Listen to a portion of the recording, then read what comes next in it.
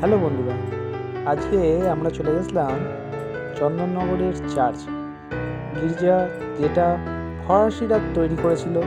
বহু প্রাচীন এই গির্জা বা চার্চ। চন্দননগরে তো উৎসবের শহর, আর আজকে 25শে ডিসেম্বরও ভিড়ের ভিড়। কী বলবো বন্ধুরা, মানে এত ভিড় ছিল, মনে হচ্ছিল যে জগদ্ধাত্রী পুজোর উৎসব চলছে চন্দননগরে। আর দেখো, আমরা এই চার্চে ঢুকে গেছি, তো তোমাদের সঙ্গে চার্চে শেয়ার করি। যারা দেখতে পেয়েছো তারা তো যেতে পেরেছো, তারা তো ভালোই। আর যারা যেতে পারোনি তাদের জন্য এই ভিডিওটা নিয়ে এসেছি।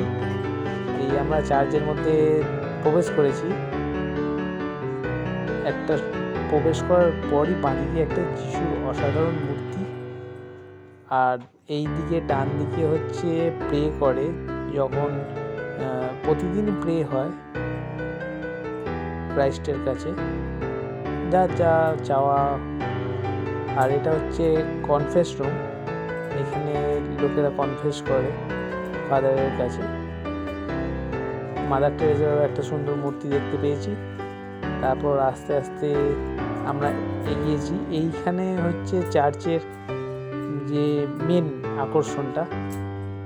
এখানে ক্রাইস্টটা দেখো, ক্যামেরাটায় অনেক দূরে ছিলাম, বেশি জুম করতে গিয়ে কেটে গেছে একটু। আর এর ওপরে যে গম্বুজটা আছে অনেক উঁচু, অনেক দূরে আর অনেক উঁচুতে। মানে এখানে মেনটেনেন্স কী করে হয় অত উঁচুতে, আমি তো সেটাই ভাবতে ভাবতে পাগল হয়ে গেলাম যে ওখানে মেনটেনেন্স কী করে হয়। যাই হোক, চার্চটা খুবই ভালো করে সাজিয়েছিল, দেখে মনটা ভরে গেল। 25শে ডিসেম্বর 2024 চলে গেল, 2025 আবার আসবে, তখন চার্চেই যেতে হবে। পার্টি তো হলো না এবারে।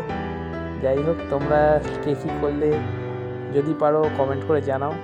কেউ চার্চে গেলে নাকি পার্টি করতে গেলে, না কোথাও পিকনিক ঘুরতে গেলে, প্লিজ জানিও।